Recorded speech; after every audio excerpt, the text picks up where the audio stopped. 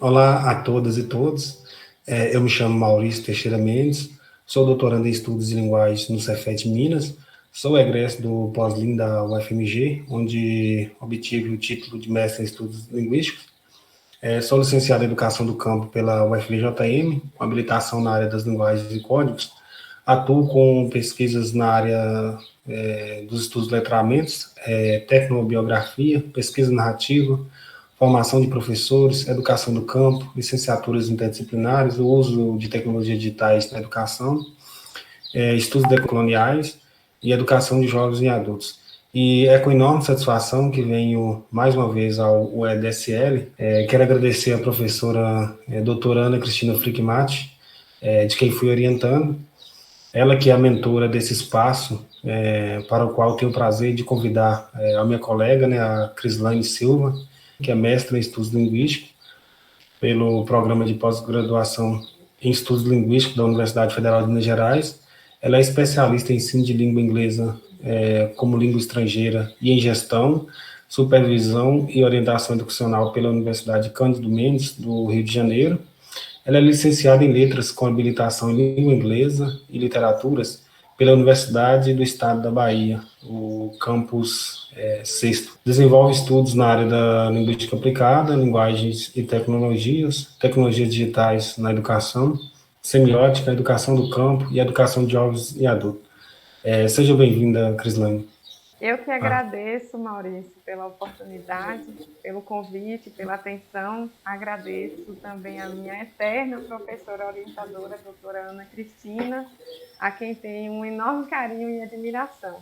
Esse também estendo os meus agradecimentos a todos e todas os envolvidos no EADSL 2022.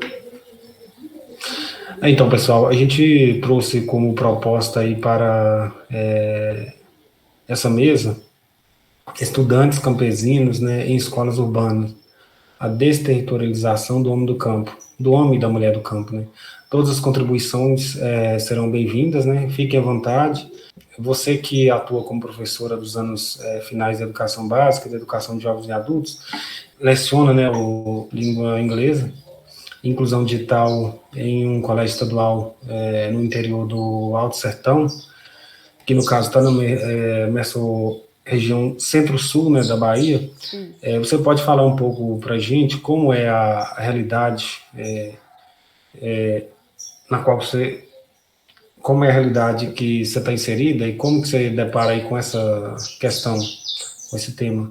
Bom, como você mesmo já anunciou, Maurício, trabalho em um colégio localizado no interior do estado, né? Nós atendemos cerca de 500 estudantes nas modalidades seriada e EJA. Então, desses estudantes, 80% a 90% são moradores das comunidades rurais do entorno. Por causa dessa nucleação das escolas rurais, eles dependem diariamente do transporte escolar para frequentar a escola. Algumas comunidades ficam a mais de 1 hora de viagem até a escola núcleo instalada geralmente na sede do município, como é o meu caso, né? Em muitos casos, moradores de uma mesma comunidade são transportados para municípios diferentes pelo fato de que a comunidade fica na extremidade dos municípios, né, nas divisas. Às vezes, parentes, amigos, né, eles são dissipados e retirados dos espaços sociais familiares e de convivência e inseridos em espaços diversos da sua lógica. Não é tão recente a política de nucleação das escolas, né, a qual levou ao fechamento de inúmeras unidades escolares rurais em todo o território nacional desde a década de 90, mesma época que foi promulgada a LDB. Alavancou-se, inclusive com a LDB, o fechamento de escolas multisseriadas do campo. Com o fortalecimento do FNDE e a criação do Fundef, cuja a destinação desses fundos, né, dos recursos, eram contabilizadas proporcionalmente ao número de matrículas, as pequenas escolas rurais que estavam semeadas pelas comunidades, com poucos alunos frequentes, elas pereceram. Em 2014, por exemplo, foi incluído na LDB um parágrafo único que prevê o fechamento de escolas do campo, escolas indígenas e quilombolas.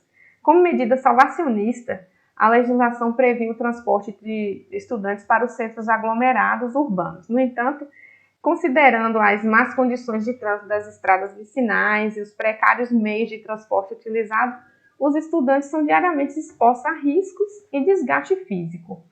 Arroio também evidencia a brutalidade com que esse processo promove o apagamento da identidade do homem e da mulher do campo.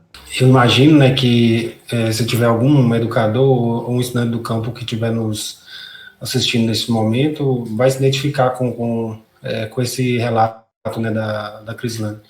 Porque, assim, a minha realidade aconteceu a mesma coisa, né, vem acontecendo as mesmas coisas, né, e a gente começa a desconfiar, né, inclusive, que isso faz parte de uma política, né, um projeto, né, que de fato é um projeto de desterritorialização, né, do homem e da mulher do campo. Como que você vê essas questões aí, no caso, na sua realidade, Crislane?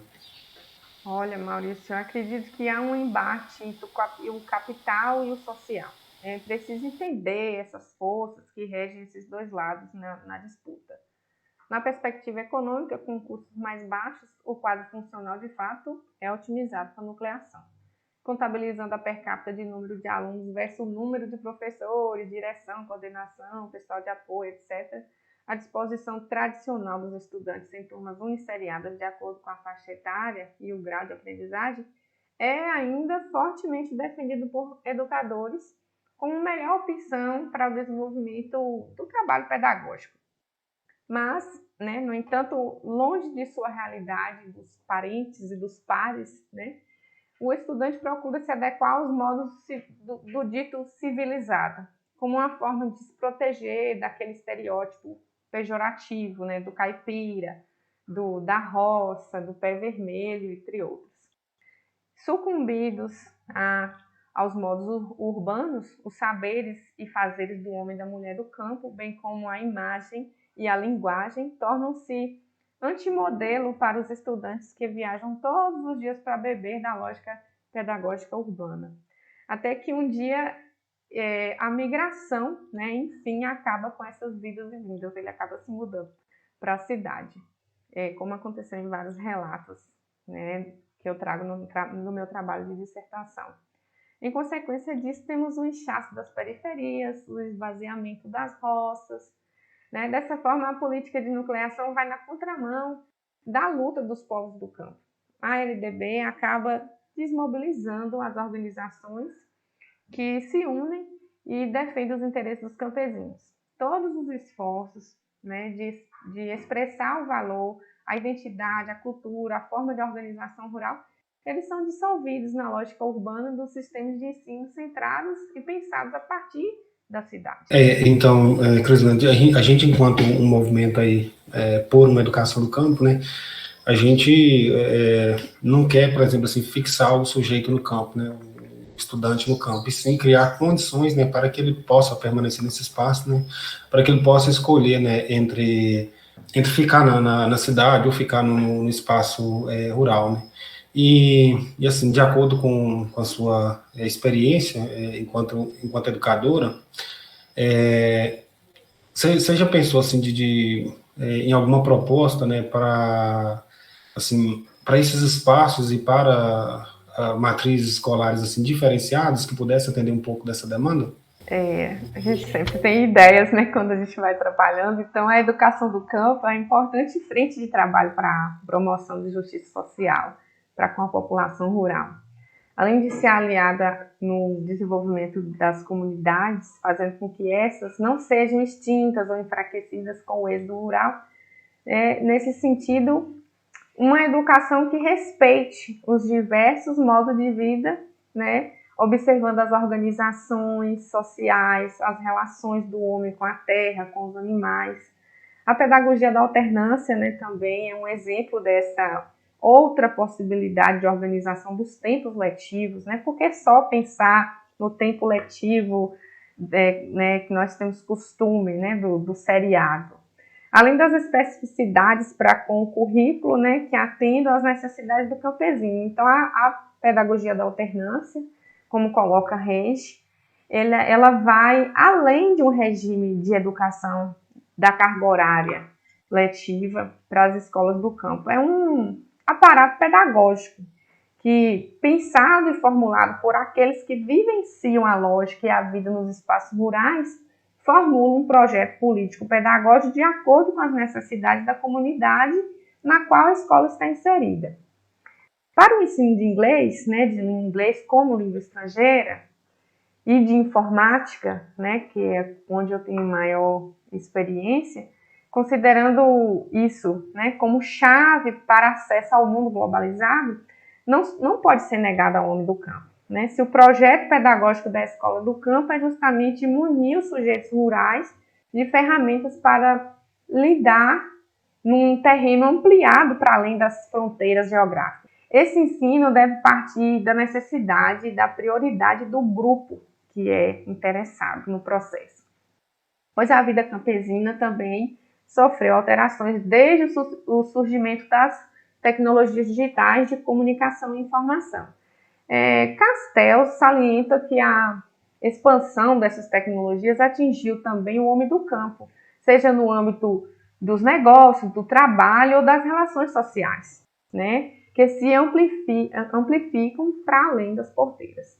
O letramento crítico, né, que deve reger o projeto político-pedagógico, do qual deve fazer parte também o letramento digital, e abrangendo os softwares livres, para que os estudantes tenham condições de desenvolver autonomia, criticidade e assim possam ingressar e agir no mundo globalizado enquanto cidadão reflexivo, de modo a transformar suas realidades. Longe desse objetivo do letramento crítico, frente à globalização e à expansão das tecnologias digitais de comunicação e informação, o ensino de inglês como língua estrangeira perde a sua validade. Então, Crislane, a gente sabe que tem várias frentes, né? A gente está no movimento educacional, mas a gente tem movimentos políticos, né, que estão aí trabalhando por uma educação do campo, né?